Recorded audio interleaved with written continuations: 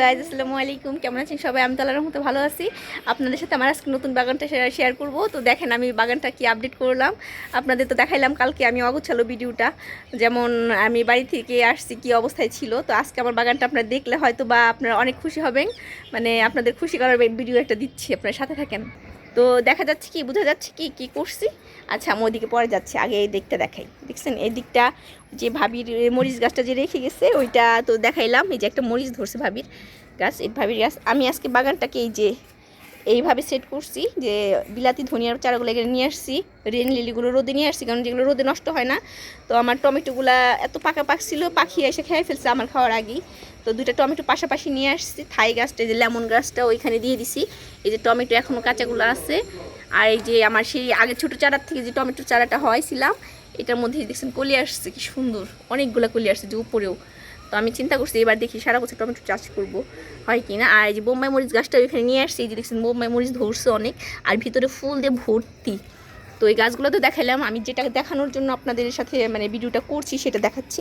তো আমি এইখানে কিছুটা গাছ সেট করছি, এই যে দেখা যাচ্ছে কি, মানে এই গাছগুলো অতটা করি নাই। আর এই পাশটা দেখাচ্ছি, আরে সরো, এই যে এই পাশটাতে দেখছেন কি সুন্দর করে সেট করছি, যে মানি প্ল্যান্ট মানে এইভাবে করছি।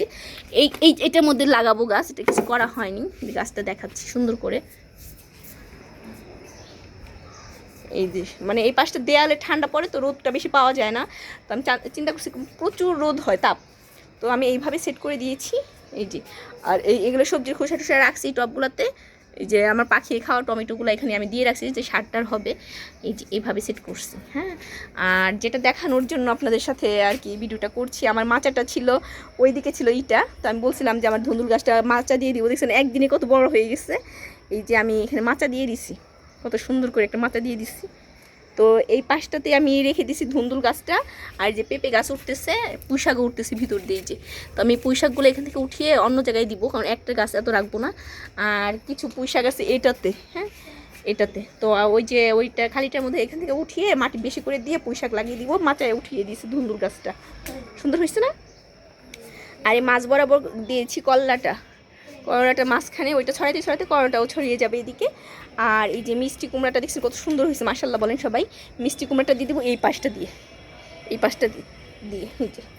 তো আমার এই বাগানটা কেমন লাগলো? সুন্দর হয়েছে না? এখন পরিপাটি গুছানো একবারে একদিকে সব, মানে এইদিকে আমার ফুলের ইগুলা, মানে আমার যেগুলো ঘরে ছিল এতদিন ফুলের ইগুলা, মানে সুন্দর এগুলো একটা ভাইব আসে, এখানে ছবিটা তুললে অনেক সুন্দর লাগবে। আর পাশটাতে মিক্সড সবজিও আছে, কাঁচামরিচও আছে, আর বিলাতি ধনিয়া পাতা রেন লিলি এগুলোও আছে। তো কিছুটা এইভাবে দিয়েছি। এই যে আমি দেখাচ্ছি পুরো ছাদটা এখান থেকে দেখাচ্ছি, মানে কাপড় চোপড় শুকানো এখানে দেখানো যাবে না। এই পাশটা হলো এইভাবে, হ্যাঁ। আর এই যে ওইখানে মাচা 3 কোনা করে দিয়েছি, কারণ এখনও পুঁইশাকটা বড় হয়নি, পুঁইশাকটা বড় হলেই ভাবে দিব। আর এই যে এইভাবে দিয়েছি যে রোদের তাপটা ডাইরেক্টলি পড়ে না, গাছ কিন্তু রোদের তাপটি নষ্ট হয়ে যায়, প্রচুর তাপ হয় ছাদে। তো এইভাবে দিয়েছি। আর এই ডাব্বাটা দেখলেন, এটার মধ্যে আমি মাটি কিনে নিয়ে এসে এটার মধ্যে মাটি ভরে এটার মধ্যে পুঁইশাক দিয়ে দিব। 2টা পুঁইশাক দিলেই ভালোই পাবে, পুষ্টি পাবে, কারণ পুঁইশাক আমার অনেক উঠছে চারা। পুঁইশাকের চারাগুলো একটু দেখাই, যেমন এটার মধ্যে 4-5টা চারা উঠছে। তো আমি এই ছোটো চারা 2-3 এখান থেকে উঠিয়ে নিয়ে ওইটার মধ্যে সেট করি। ওইটার মধ্যেও আছে, যেমন এটার মধ্যেও অনেকগুলো আছে। তো আমি পুঁইশাকটাও এবার চিন্তা করছি কিনবো না, আমি ব্যাগ বা ইসের মধ্যে রেখে এগুলা সেট করব। তো আমার বাগানটা কেমন হয়েছে জানাবেন কিন্তু সবাই, হ্যাঁ। তো এই পর্যন্ত, সবাই ভালো থাকবেন, ভিডিওটা কেমন লাগলো জানাবেন। আর আমাদের ভিডিওটি বেশি বেশি লাইক করবেন, সাবস্ক্রাইব করবেন। আমাদের কেমন লাগছে মামিকে, সুন্দর একটা আকাশ দেখতেছেন। টাটা দাও, আল্লাহ হাফেজ। বেশি বেশি লাইক করবেন, বেশি বেশি লাইক করবেন, বেশি সাবস্ক্রাইব করবেন, বেশি বেশি লাইক করবেন। আল্লাহ হাফেজ।